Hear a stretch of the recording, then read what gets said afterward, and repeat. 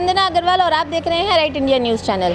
आज पूरी दिल्ली में एक ही नारा गूंजता हुआ सुनाई दे रहा है, एनसीडी वालों शर्म करो, बीजेपी वालों शर्म करो।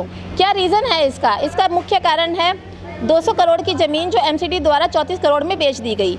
इसी के आक्रोश में आज पूरी दिल्ली के अंदर पथ प्रदर्शन हो रहे हैं, जो कि आम आदमी पार्टी द्वारा किए जा रहे हैं। इसी कड़ी में आज मैं मौजूद हूँ आली विहार में, जहाँ रेखा चौहान जी के नेतृत्व में आम आदमी पार्टी द्वारा पथ प्रदर्शन किया गया। इनका भी एक ही नारा था, एमसीडी वालों शर्म करो, भाजपा शर्म करो। आप जो है प्रदर्शन कर रहे हैं, इसका क्या उद्देश्य है? इसका उद्देश्य सिर्फ एक ही है कि एमसीडी की सारी चीज़ें बेचना बंद करो, क्योंकि भाजपा वालों को ये पता है कि अब एमसीडी में वो आने वाले नहीं हैं, क्योंकि हम लोगों ने सब कुछ देख लिया है। उन्हें 5 साल की जगह 10-10 साल दिए, पर हमारी जो चीज़ थी वैसी की वैसी रही और उससे बदतर ख़राब हो गई। तो अब हमारा ये एक ही उद्देश्य है कि भाजपा को भगाना है और एमसीडी को बचाना है, क्योंकि वो आए दिन एमसीडी की कोई ना कोई चीज़ें बेच देते हैं, जिन आधे से आधे दामों में बेच देते हैं। ये एमसीडी की चीज़ें भी पब्लिक की चीज़ें हैं, जो पब्लिक तक यूज़ में होनी चाहिए, पब्लिक तक पहुंचनी चाहिए, पर वो हमारे भाजपा वाले के या हमारे यहाँ से जो एमसीडी में भाजपा हैं, वो जब कोई भी कहीं से आए दिन सुनने को आता है, आए दिन देखने को आता है कि एमसीडी की सारी चीज़ें बेची जा रही हैं। ये गलत है, हमें एमसीडी को बचाना है, भाजपा को भगाना है। अब मैम ऐसा क्या हुआ है जिसके लिए आप इतना प्रदर्शन कर रहे हैं? ऐसा क्या बेच दिया भाजपा वालों ने?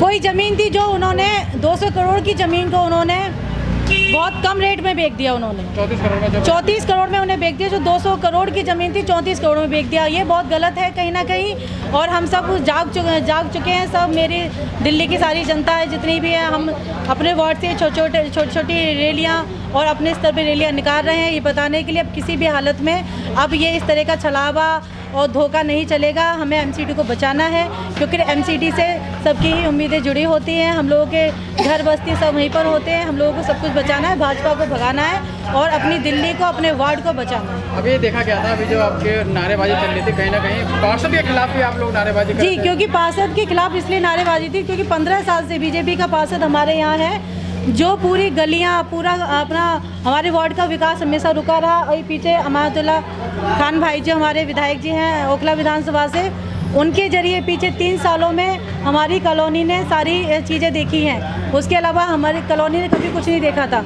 यहाँ की जनता हमेशा आपसे वोट देती रही और बस बीजेपी वालों को, यहाँ के पार्षद को जिताती रही।